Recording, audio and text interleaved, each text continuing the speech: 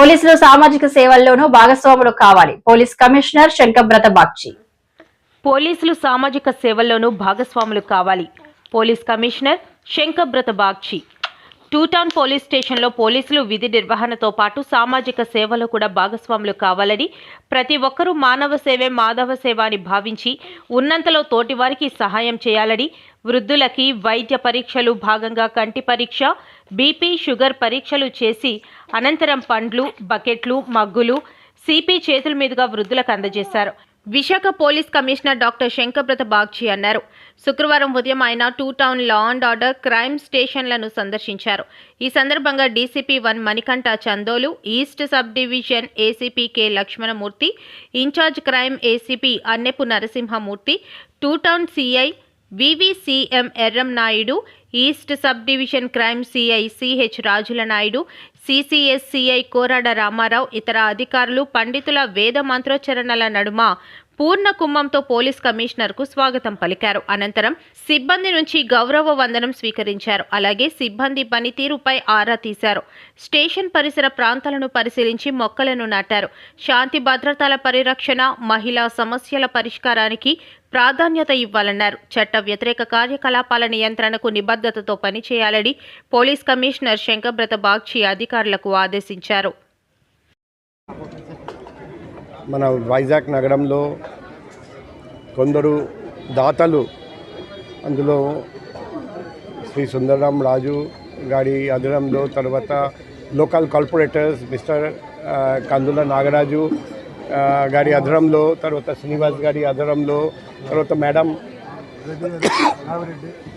రామిరెడ్డి గారి ఆధ్వర్యంలో, ఇంకా కొందరు నాయకులు, కొందరు దాతలు, అందరూ గొప్పవాళ్ళు ముందుకు వచ్చి ఈరోజు ఒకవైపు ఉచిత వైద్య శిబిరం ఏర్పాటు చేయడం, మరోవైపు బకెట్స్, మాగ్స్, బ్లాంకెట్స్, పండ్లు పంపిణీ ఉచితంగా అది ఏర్పాటు చేయడం, ఒకవైపు బ్లైండ్ పర్సన్స్కి, మరోవైపు షెల్టర్ హోమ్లో ఉన్న వృద్ధులకు, మరోవైపు విద్యార్థులకు, స్టూడెంట్స్కి, మరోవైపు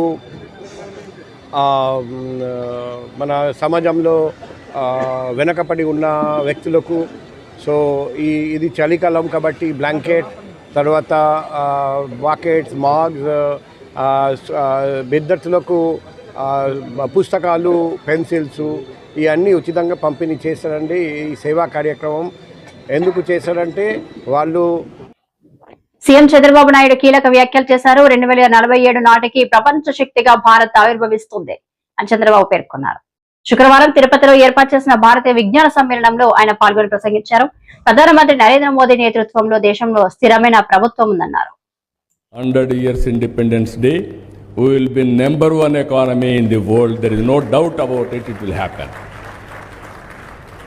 For that, people like Mohanji Bhagwatji is going on promoting, preparing without expecting any positions.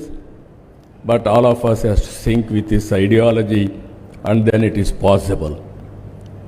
If that is the situation, I don't have any doubt. If we manage population, around 20-25 crore will migrate all over the world. Both public governance, political governance, Indians are going to play a very crucial role also. I don't have any doubt about it. Reason is very simple. They need services. We are having young population. Not aspiring anything, we can do that service. But only my request to people like especially Mohanji Bhagwatji, what type of society we are going to see in future? Only billionaires or millionaires are having inclusive growth rate without any poverty. And also haves and have-nots, the gap has to be reduced. Every citizen of this country should live with respectably and dignity and also better living standards. Then only we can say proudly, India is great. That is going to happen. That is where he has to think in the direction. And also Ganga Kaveri. This is a long dream of this great nation. He has to use his good wishes to bring consensus all over the country. First phase, our Honorable Prime Minister is saying, water security is very, very important. If we can achieve water security, then we can do wonders in this country. I don't have any doubt, science and technology, nobody can do better than us. India is going to do extremely well in future. For that, only one advantage. Earlier I have seen in my life, exactly 25 years back, IT by constructing iTech City. And I promoted knowledge economy in Andhra. Simhachalam Gosala junction వద్ద వంగవీటి మోహన్ రంగ 37వ వర్ధంతి కార్యక్రమం జరిగింది. Radharanga మిత్రమండలి Uttarandhra convener Dattatreya ఆధ్వర్యంలో జరిగిన ఈ కార్యక్రమంలో మాజీ సర్పంచ్ పాసర్ల ప్రసాద్ రంగ విగ్రహానికి పూలమాల వేసి నివాళులర్పించారు.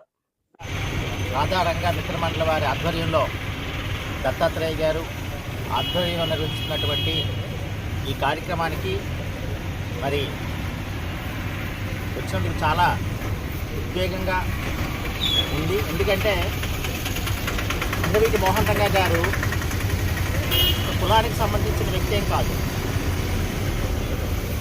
పేదలకు, ముఖ్యంగా పేదలకు అందరినో ఇన్స్పైర్ చేసి పేదలకు అన్ని సౌకర్యాలు కల్పించడం కోసం, హౌసింగ్ ఇప్పించమని కోరడం కోసం అతను ఆ రోజు ఆమర నిరాహార దీక్ష చేస్తే అతన్ని దుండగులు అన్యాయంగా ఆ రోజు చంపేసి మరి ఈ ఆంధ్రప్రదేశ్లో ఒక గొప్ప నాయకుడిని కోల్పోవలసి వచ్చింది మనం.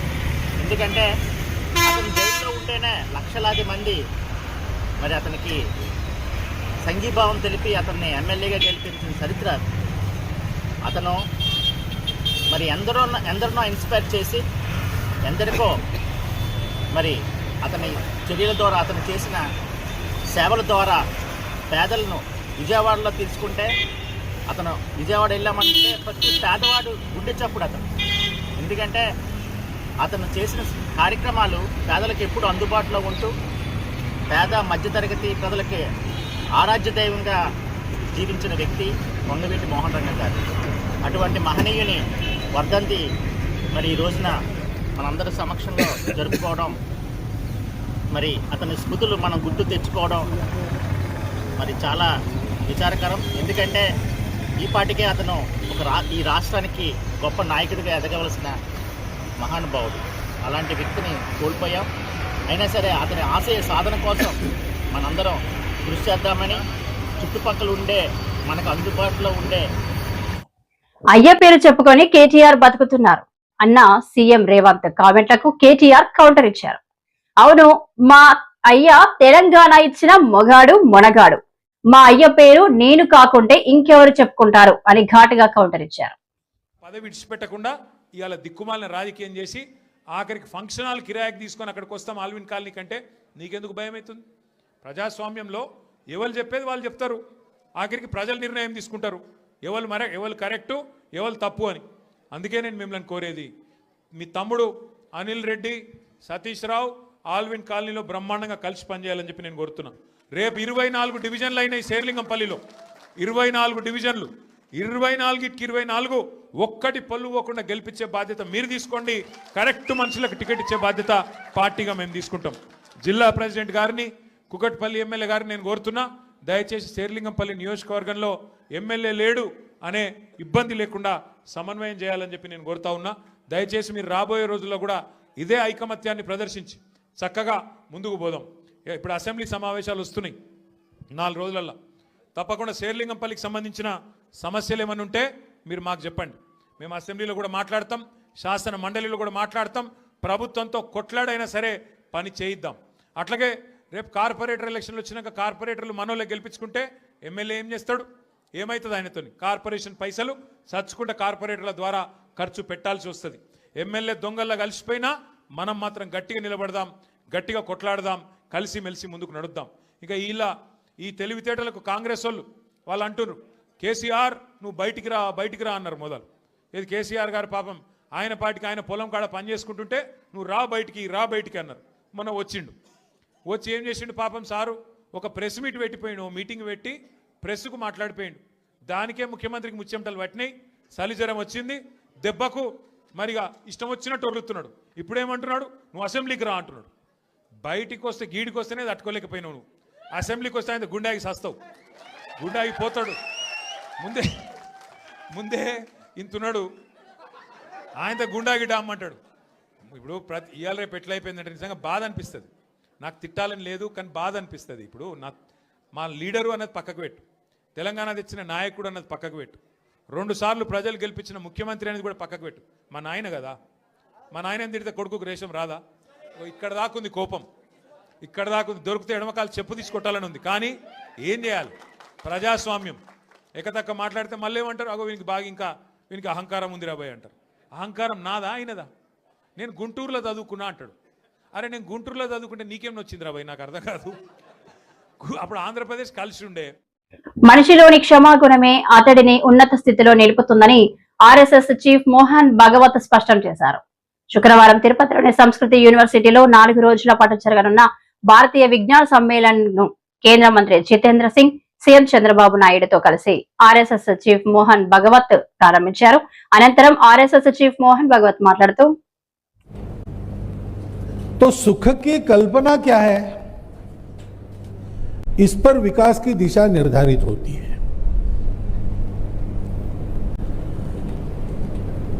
अभी तक पिछले 2000 वर्षों से जिन प्रणालियों का प्रभाव दुनिया में रहा है, उसमें यह माना गया कि सुख केवल भौतिक है, क्योंकि हम दुनिया का अध्ययन करते हैं, दुनिया के पशु पक्षियों को देखते हैं, तो यही ध्यान में आता है। आहार निद्रा भय मैथुनंच, यही सुख की कल्पना है। जानवरों के लिए ठीक है, वो जन्म लेते हैं, उनको ज्ञान लालसा रहती नहीं, क्योंकि विचार ही नहीं है। और इसलिए मरते दम तक जीना है, मरते दम तक जीना है तो जीने की आवश्यकताएं पूरी करनी है। एक दिन मर जाना है, क्यों जन्मे, कब मरेंगे, कैसे मरेंगे, कोई चिंता नहीं है।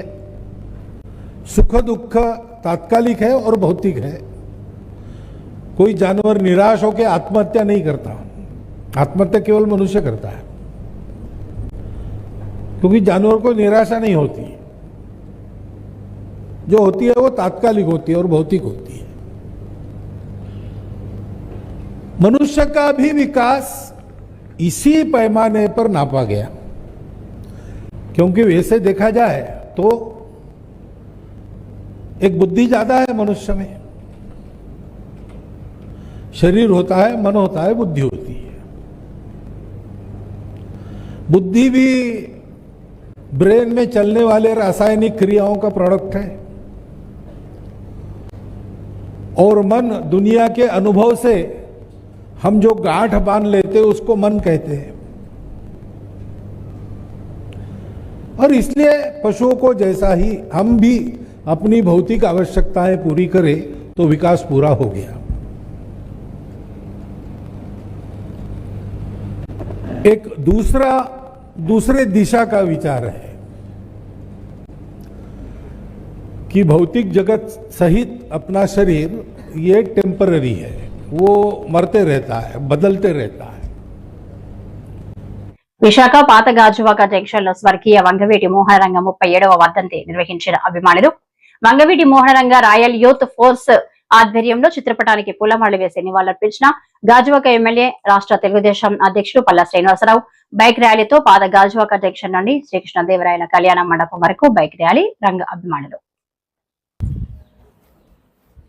పాత గాజువాక జంక్షన్లో స్వర్గీయ వంగవీటి మోహన్ రంగ 37వ వర్ధంతి నిర్వహించిన అభిమానులు వంగవీటి మోహన్ రంగ రాయల్ యూత్ ఫోర్స్ ఆధ్వర్యంలో చిత్రపటానికి పూలమాల వేసి నివాళులర్పించిన గాజువాక ఎమ్మెల్యే రాష్ట్ర తెలుగుదేశం అధ్యక్షులు పల్లా శ్రీనివాసరావు బైక్ ర్యాలీతో పాత గాజువాక జంక్షన్ నుండి శ్రీకృష్ణదేవరాయల కళ్యాణ మండపం వరకు బైక్ ర్యాలీ రంగా అభిమానులు. ఈ కార్యక్రమంలో పాల్గొన్న గడసాల అప్పారావు, బలిరెడ్డి అప్పారావు, గంధం వెంకట్రావు, నీరుకొండ రామచంద్రరావు, వంగవీటి అభిమానులు. అందరికీ నమస్కారం. మరి ఈరోజు రంగా గారు వర్ధంతి సందర్భంగా గాజువాకలో రాయల్ యూత్ వారు, మా జనసేన నాయకులు, మా కాపు సంఘ పెద్దలందరూ కూడా ఇక్కడ ఆయనకు వర్ధంతి సభ పెట్టడం జరిగింది. ఆ సభలో మాకు పాల్గొనడం చాలా సంతోషంగా ఉందని చెప్పి ఈ సందర్భంగా తెలియజేస్తూ వారందరికీ కూడా నేను ప్రత్యేకంగా ధన్యవాదాలు తెలియజేసుకుంటున్నాను. అలాగే రంగా గారి ఆశయాలు ఏవైతే ఉన్నాయో అవి కొనసాగింపుకు మా ప్రయత్నం చేస్తామని చెప్పి ఈ సందర్భంగా తెలియజేస్తూ, అలాగే ప్రతి ఒక్కరికి కూడా రాజకీయాల్లో హత్య రాజకీయాలను ఎప్పుడు కూడా ప్రోత్సహించకూడదు. హత్య రాజకీయాలు ఎప్పుడు కూడా అది మనుగడికే, ప్రజాస్వామ్య మనుగడికే దెబ్బతీసేటువంటి వాదనలు ప్రతివాదనలే ఉండాలి తప్ప ఇందులో హత్య రాజకీయాలకి స్థానం లేదని చెప్పి ఈ సందర్భంగా తెలియజేస్తున్నాను. కనుక ప్రజాస్వామ్యులు విలువ నిలిచిపెట్టిన ఎవరైనా సరే వీటిని ప్రజాస్వామ్యబద్ధంగా నడుచుకోవాల్సిన అవసరం ఉంది. ప్రజల యొక్క ఆలోచనలకు అనుగుణంగా నడుచుకోవాల్సిన అవసరం ఉందని చెప్పి ఈ సందర్భంగా తెలియజేస్తున్నాను. నేను రంగా గారికి ఘన నివాళులు అర్పిస్తూ, నాకు రంగా గారి కుమారుడైనటువంటి రాధా గారితో కూడా మంచి సత్సంబంధాలు ఉన్నాయి. ఆ రోజు గతంలో మా ఎలక్షన్ల టైంలో కూడా వచ్చి వారు మా గెలుపు కోసం చాలా కృషి చేశారు. కనుక మాకు ఎప్పుడు కూడా మిత్రులే. వాళ్ళు చాలా సౌమ్యులు. ఏదైనా సరే ఒక మాట మాట్లాడాలన్నా సరే 10 సార్లు ఆలోచించి మాట్లాడతారు. అంటే అంత నిబద్ధతగా, ఒక చాలా సౌమ్యుడిగా, మంచి మనిషిగా వారికి చాలా పేరుంది. వాళ్ళ ఇప్పుడు కూడా మాకు ఇష్టలే అని చెప్పి ఈ సందర్భంగా తెలియజేస్తున్నాను. ఖచ్చితంగా మేము మా సోదరుల యొక్క మనోభావాలు ఏమున్నాయో అవి గౌరవించుకుంటూ ముందుకెళ్తామని చెప్పి తెలియజేస్తున్నాం. వంగవీటి మోహన్ రంగా గారు వర్ధంతి ఇవాళ 37వ వర్ధంతి జరుగుతుంది. దాన్ని ఇవాళ గాజువాక కూడల్లో జనసేన నాయకులు, రాయల్ యూత్ తరపున శ్రీ ఆర్మీ గోవింద్ గారు